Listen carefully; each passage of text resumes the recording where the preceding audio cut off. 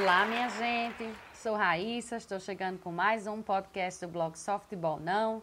Nessa noite de sexta-feira, temperatura alta aqui em Natal, 27 graus, sensação térmica de 29, cada vez mais quente, verão chegando. Já estou imaginando aí todo mundo virando espetinho no mês de dezembro, né, o mês de janeiro, porque não está nada fácil realmente temperatura agora nesse mês de novembro e Natal. Bom, e hoje com esse tema pergunta, estamos virando zumbi, porque eu andei lendo umas coisas nessa semana que me deixaram assim meio que, nem tanto nessa semana, mas uma delas sim, meio que abalada em relação a isso. Eu sei que é meio batido a gente falar sobre essa dependência das redes sociais, do smartphone, dos jogos, etc., mas eu vi dois artigos, uma reportagem e um artigo, aliás, dois artigos que falam coisas diferentes ou um pouco mais detalhadas a respeito disso. Eu achei interessante a gente compartilhar por aqui, até porque para a gente se policiar também, não cair nessa, não virarmos zumbis. Inicialmente, quem me chamou realmente a atenção foi um artigo que foi publicado nessa semana do The New York Times por um cientista de computação. Ele é dessa geração chamada de millennial, né? O pessoal que nasceu aí teve sua adolescência pelo menos nos anos 2000. E ele é autor de livros, é blogueiro e escreveu um artigo bem interessante no The New York Times com o título Quit Social Media, Your Career May Depend on It. Algo numa tradução assim bem livre, como deixa as mídias sociais para lá, sua carreira pode estar por um fio, né? Dependendo disso, de você mandar essa rede social para lá. E ele começa a fazer um relato, diz até que pode parecer meio idiota, um cara que é blogueiro e autor de livros, que é cientista de computação, quer dizer, lida com computação, dizer uma coisa dessa, mas ele começa a falar das redes sociais e a mostrar um outro lado. Primeiro ele diz já que os aspectos assim mais iniciais, negativos da rede social, são que de certa forma ela destrói a sua vida civil, porque você começa a só prestar atenção no celular, você não olha mais o que tem ao seu redor, e também uma certa superficialidade cultural. Você não se aprofunda muito nas coisas, são aquelas coisas, as opiniões muito superficiais mesmo, pequenas, curtas. Você tem, por exemplo, o Twitter, que tem uma limitação, que foi quem começou isso, né?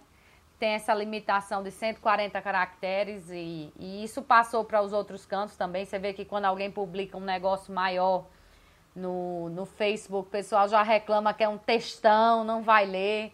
Quem manda coisa muito grande também no WhatsApp, o pessoal não lê. Então, ele já começa daí.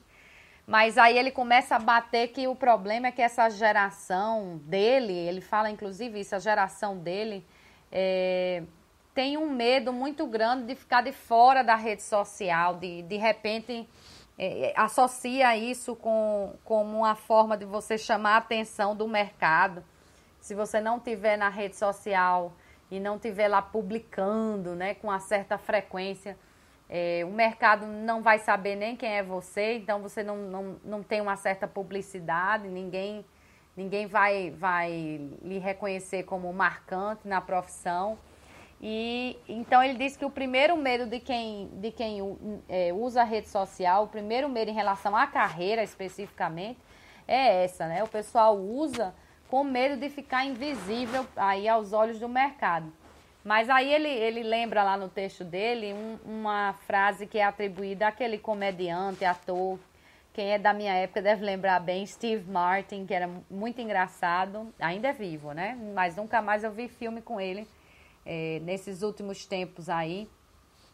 O Steve Martin disse que você tem que ser bom, mas bom o suficiente a ponto de ninguém poder lhe ignorar. Então, não tem muito a ver com a publicidade, tem a ver com o seu talento, o seu profissionalismo, a ponto de isso ser reconhecido e não de você estar lá na rede social publicando a toda hora para que as pessoas lembrem de você. E aí o artigo vale demais a pena, quem sabe ler em inglês, né? Vale muito a pena você ler, porque é claro que não tem assim um dado científico comprovado, mas é uma grande opinião vinda de um cara que lida com isso, pelo menos, é bem interessante. E aí ele cita um outro artigo que saiu na revista New York, foi escrita por Andrew Sullivan, que é um blogueiro, e ele fala o seguinte, que parece que de uma hora para outra, toda a população vive com uma pressão de ter que escrever alguma coisa a cada meia hora. Ele diz até que ele sentiu essa pressão de escrever no blog dele a cada meia hora. Parecia que ele tinha que publicar um negócio novo, publicar um negócio novo, publicar um negócio novo. E essa mesma pressão de quem é blogueiro profissional, veja bem. Eu até me assumo como blogueira, mas uma coisa muito mais de hobby mesmo, não tenho pretensão de ser blogueira profissional. Então ele diz que parece que todo mundo vive agora essa pressão do blogueiro profissional, aquele que é jornalista mesmo, que vive com esses valores do seu blog. E essa pressão, ela não é só para quem é blogueiro, ela acontece agora com todo mundo que tem uma conta numa rede social. Se você tem um Facebook, se você tem um Twitter, se você tem um Instagram, ou mesmo se você tem, e todo mundo hoje tem, um WhatsApp, ele diz que fica essa pressão, parece que você tem que fazer uma atualização a cada instante, e isso tem mexido com a produtividade das pessoas. E aí ele começa a falar nessa questão das tarefas, né, da sua carreira, que sua carreira pode estar por um fio em virtude disso. E aí ele fala que não vai ser você não vai conseguir valor para o mercado postando coisas tolas ou coisas que estão aí para todo mundo ver, porque o que há de valor realmente no mercado são as coisas mais raras. Se você está lá sempre, então você não é uma coisa rara, não é um artigo raro, você não vai ter esse valor todo que você imagina que vai ter com a rede social. E aí foi o ponto, agora eu vou falar exatamente do ponto que me deixou mais preocupada. Porque esse cara, ele não tem rede social. É aí que ele diz que parece uma contradição, porque ele é um cientista de computação, ele tem um blog em que ele faz atualização no blog e tudo, mas ele se recusa a usar rede social. Ele não tem conta no Facebook, ele não tem conta no Twitter. Não sei se ele não falou a respeito do WhatsApp para se comunicar. O WhatsApp hoje é tão no lugar daquelas SMS que a gente mandava antigamente. Talvez ele até tenha, talvez até mande e-mails também, mas ele não tem conta, pelo menos nesses grandes, Facebook, Twitter, Instagram, ele não tem conta, ele se recusa e ele diz, aí ele sai explicando o porquê. Ele diz que a gente existe uma certa capacidade de se concentrar em tarefas difíceis e que essa capacidade, ela está se tornando bem rara hoje. E claro, como eu acabei de dizer, se está se tornando rara, está se tornando também valiosa. E hoje, então, o mercado começa a dar um valor muito grande a quem consegue se concentrar para terminar tarefas que são mais complicadas, e especialmente nesse mundo atual de uma economia extremamente complicada, etc. Bom, aí o que é que ele diz? Ele diz que as redes sociais acabam com essa capacidade, porque elas foram criadas com o intuito de serem viciantes. Igual esses jogos que a gente tem, tanto no smartphone, como no computador, como jogos mesmo nos consoles de videogame. O pessoal sabe o que eu estou dizendo. Você começa a jogar, daqui a pouco você quer avançar de fase, você quer melhorar, você quer se aperfeiçoar. Então, é tudo viciante. É tudo pensado para ser viciante.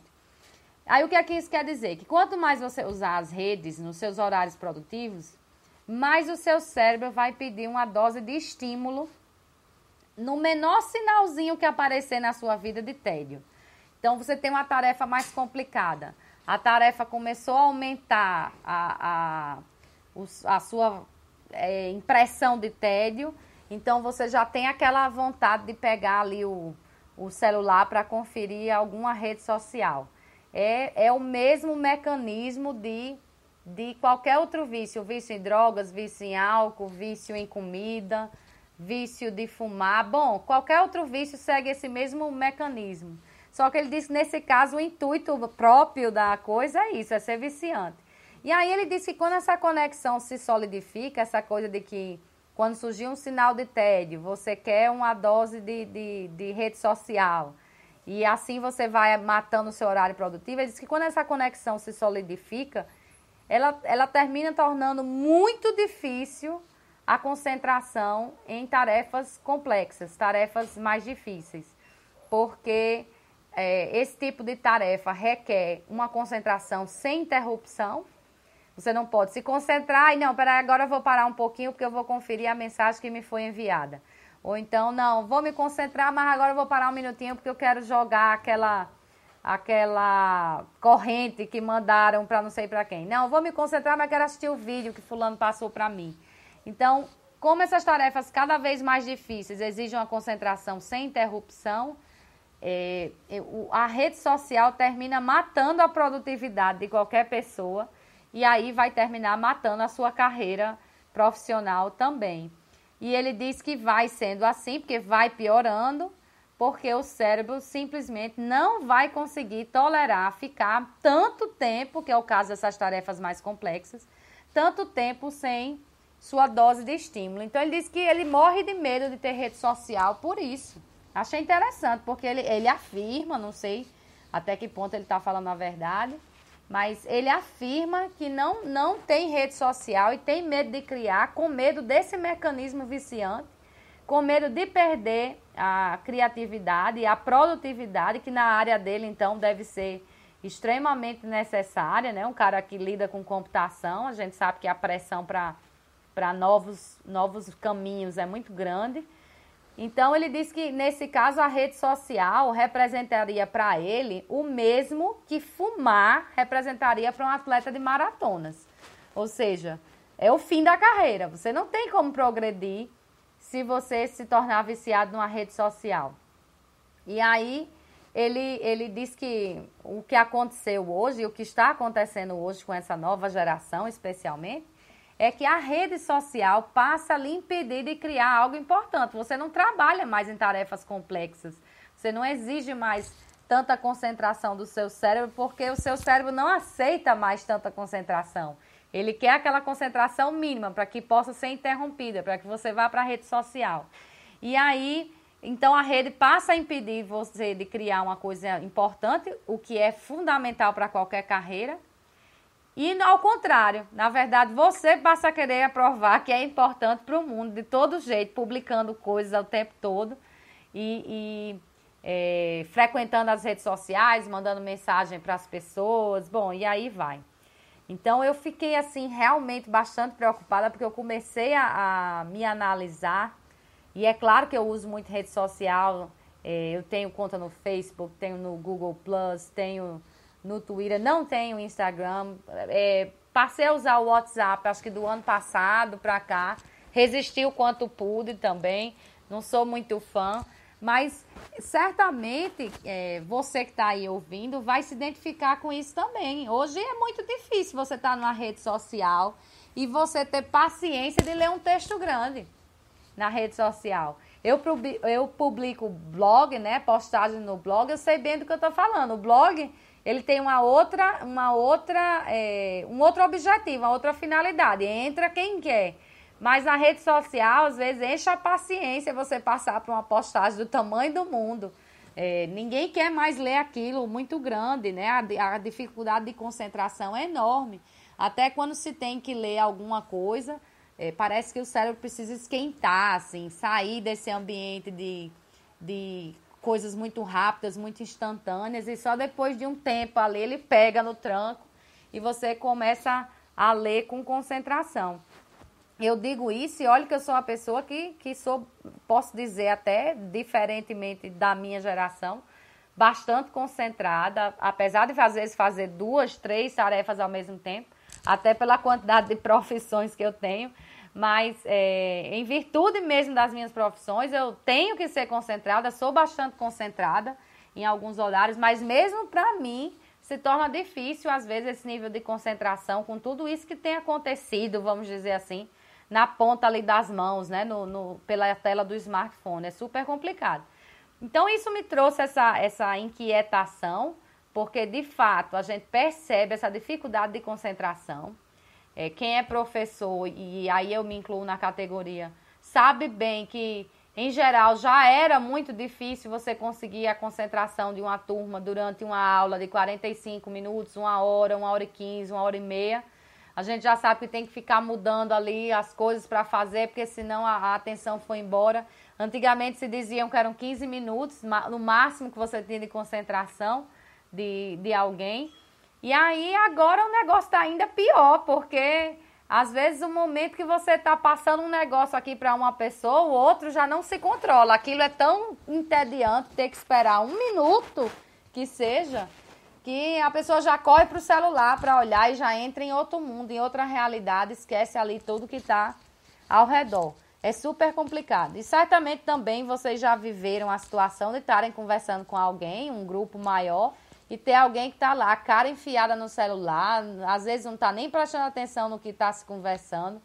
Estão falando com aquela pessoa e ela ali, a cara enfiada no celular, não, pode dizer sim ou não, dá até a senha do banco e nem percebe que está dando, porque está com a concentração em outro mundo.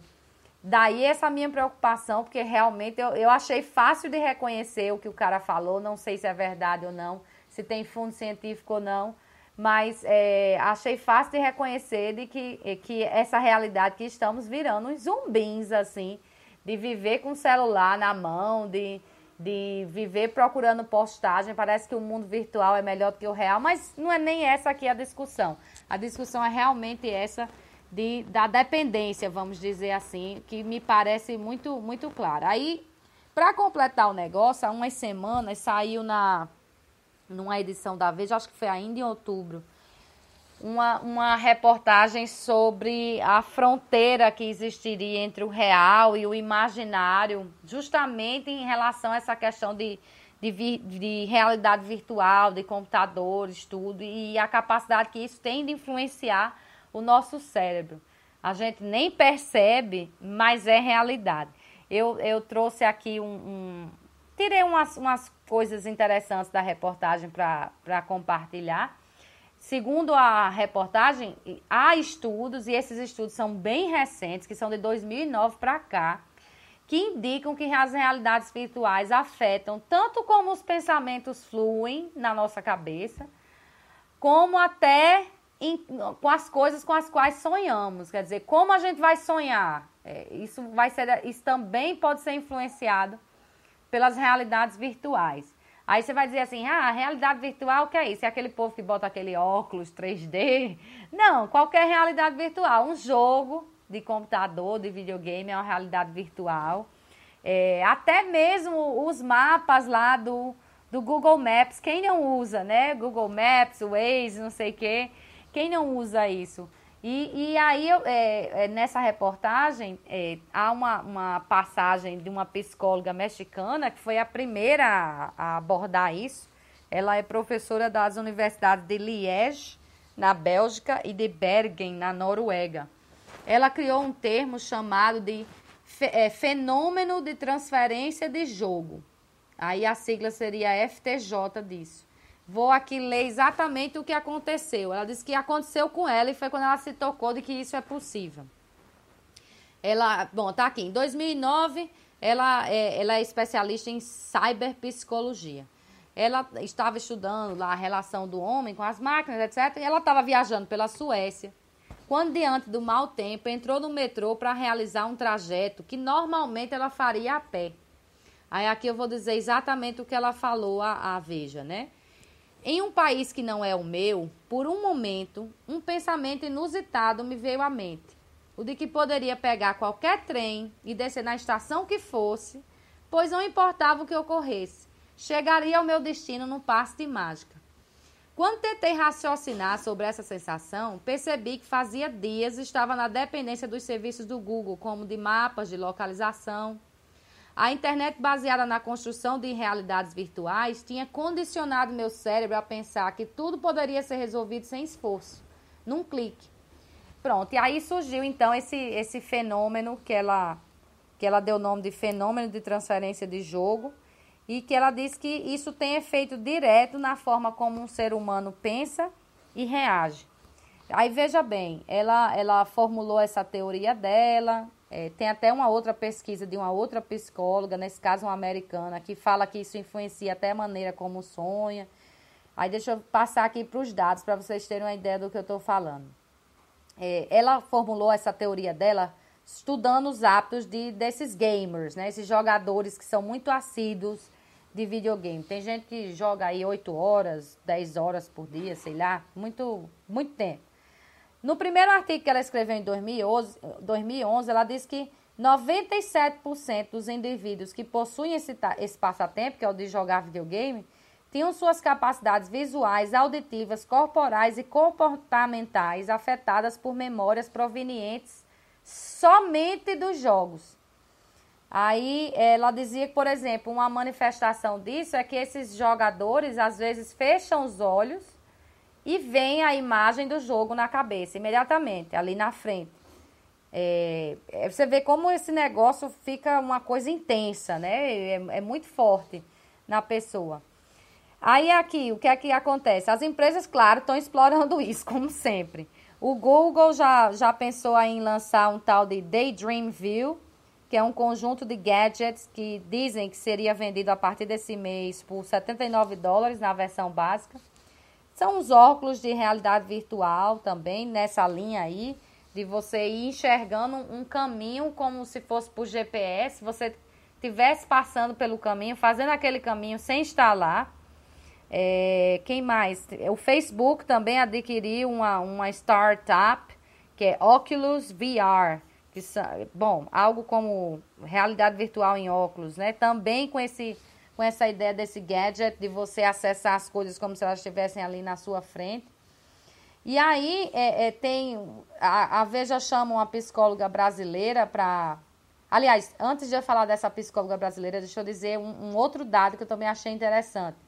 Ela diz que 6 em cada 10 desses jogadores de videogame relatam ter com frequência o que se diz que são sonhos lúcidos, que são aqueles sonhos em que você possui um certo domínio do que vai acontecer dentro do sonho. A gente sabe que sonho, em geral, é uma coisa muito louca, né?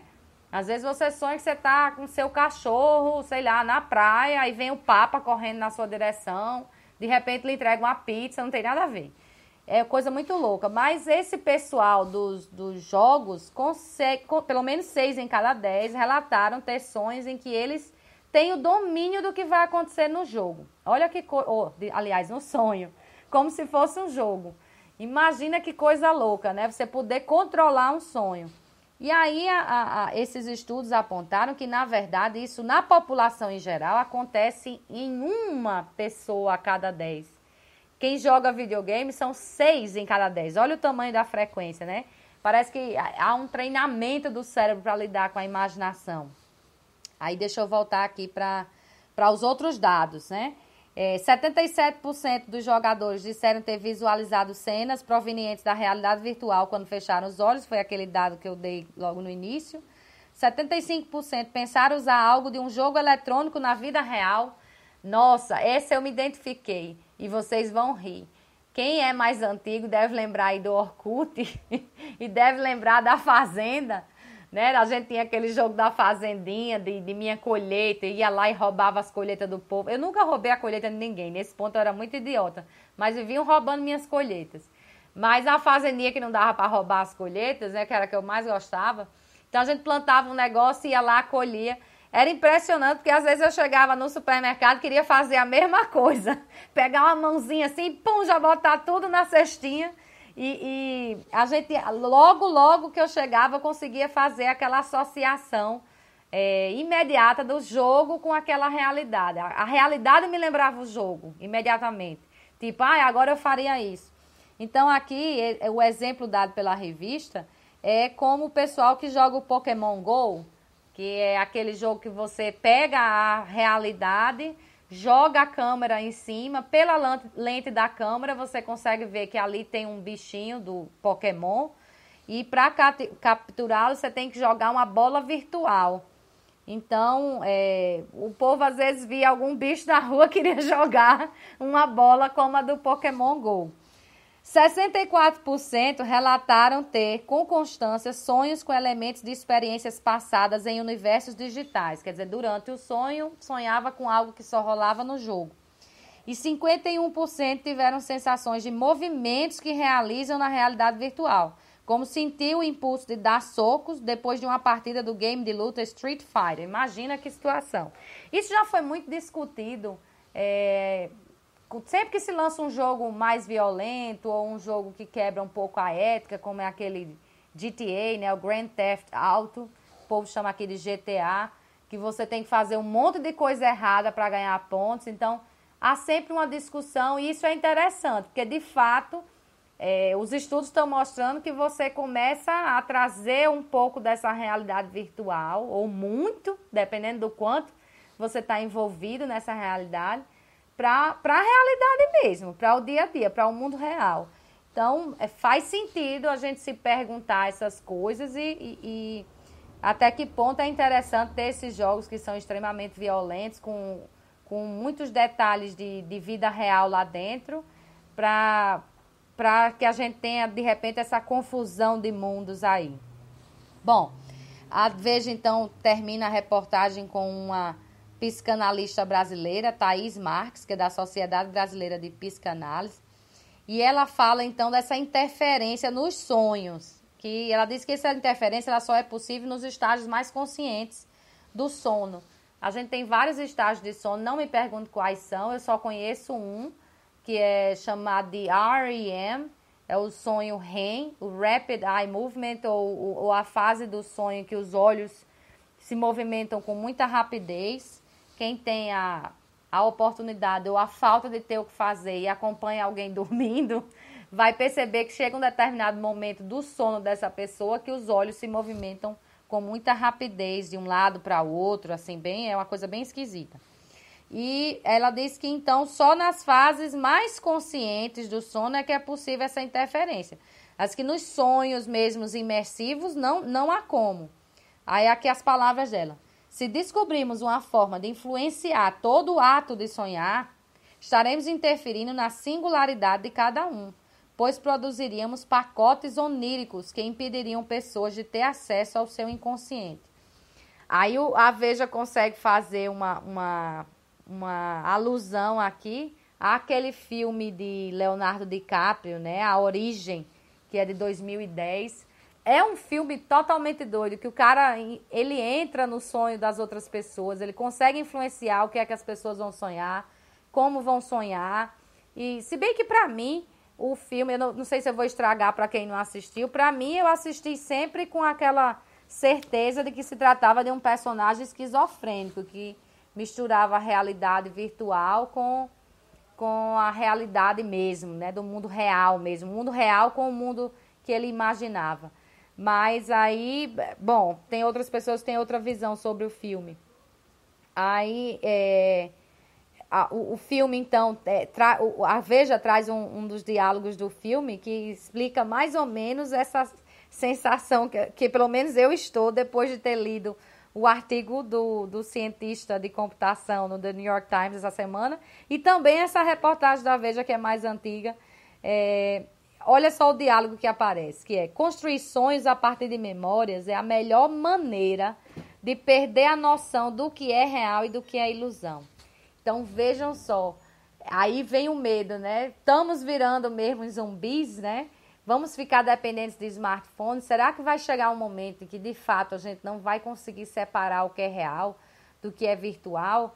Até que ponto a gente vai conseguir separar as coisas se a gente começar a imergir mesmo nesse mundo de realidade virtual que tende a ser implantado aí com, por exemplo, uma coisa tão simples que são esses mapas que nos ajudam a andar na cidade, que vão interagindo com a gente no carro, ou esses óculos virtuais que tanto a Google como o Facebook estão querendo adquirir para que as pessoas acessem as coisas diretamente com os olhos e consigam entrar naquele mundo como se estivessem vivenciando aquilo ali naquele momento, sem ter saído do lugar. Então, é uma coisa que choca um pouco. Eu já tinha um pouco dessa ideia de que, de fato, o nível de concentração anda piorando por causa das redes sociais.